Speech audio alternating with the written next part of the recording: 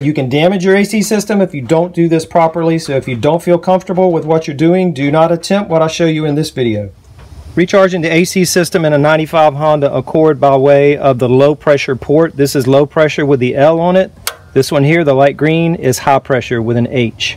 I'm going to be using an AC Pro gauge and hose with SuperTech, which is Walmart's brand, R134A refrigerant. And on my Accord, there's a sticker right here in front with information about the air conditioning system. Refrigerant type R134A, maximum capacity, they're talking about the refrigerant 0.65 kilograms or 22.9 ounces. So that's the maximum amount of refrigerant that my system can hold. And in order to determine how much refrigerant I add to my system, I'm going to use this scale. And I know from a previous video that an empty can, which this one is empty, this weighs 3 ounces.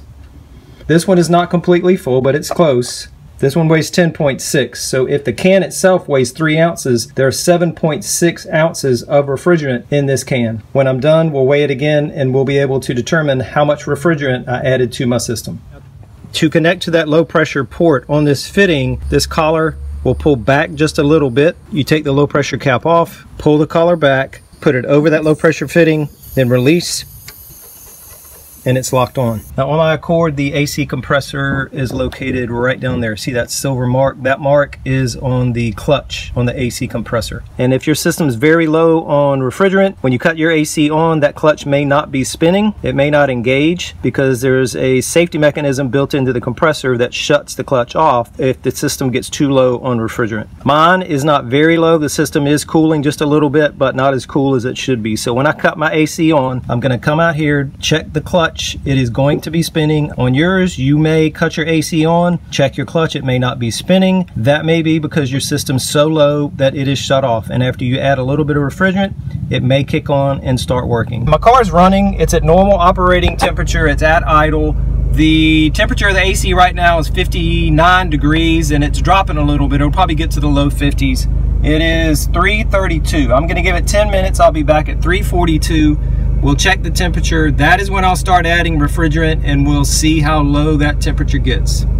Still got a couple of minutes to go before I check that temperature, but I want to look at the clutch and you can see that that clutch is spinning, so my compressor is engaged.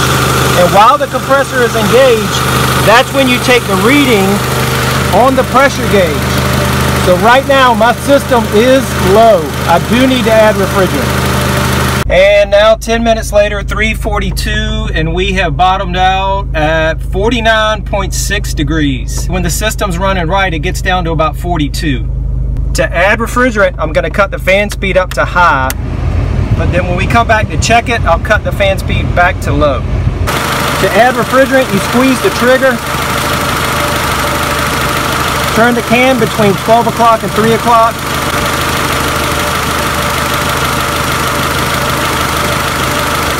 shake it every few seconds, release the trigger to check the pressure, and just continue that cycle. And you can see already I'm right on the edge of the green.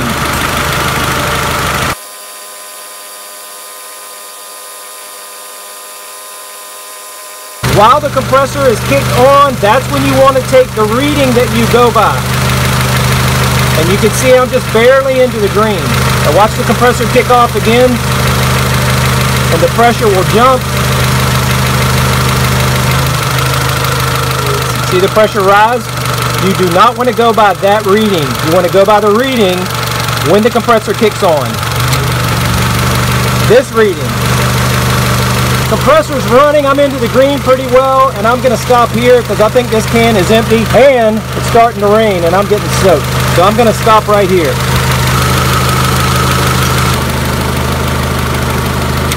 Put the cap back on. Now let's go check the temperature inside.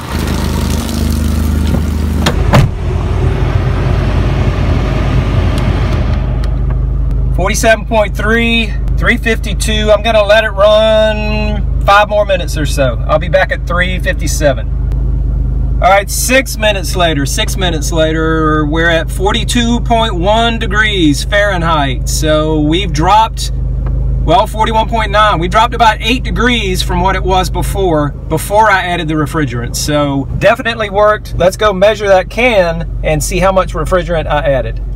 So here's the can I used. It weighed 10.6 ounces before I started adding the refrigerant. I believe it's empty, so it should be 3, and it is. So I added 7.6 ounces of refrigerant to a system that holds 22.9, I think it was. So we can say my system was down by about 1/3 as far as how much refrigerant it should have had. And with the 7.6 ounces that I added, I brought it up to full. Now some gauges, and here's the one I used on the left, but some gauges have that, see the little kind of triangle right there in the middle, and then that inner row of numbers, those are degrees, as in the ambient temperature outside. And you take that center arrow, that little short red arrow, and you point that arrow at whatever the ambient temperature is outside. And then as you're charging, you want your pressure reading to be between those two longer red lines. So some gauges have that. This gauge, the one I used, did not. I just went by green, yellow, red, and at no point do you ever want the needle to get into the yellow or red. Think about it as the stoplight. Green is good, green is go, yellow is a warning, red is stop. And last thing, even though I showed you this on a 95 Honda Accord, it should apply to any vehicle that takes R134A refrigerant. This is a 96 Lexus ES300, and this kit would work on this vehicle. And on this one,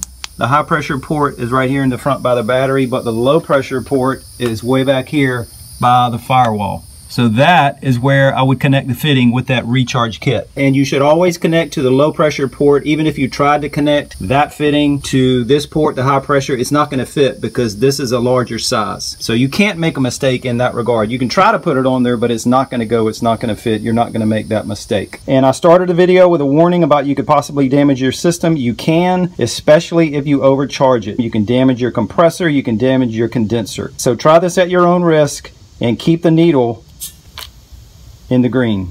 Hope this helps. Thanks for watching.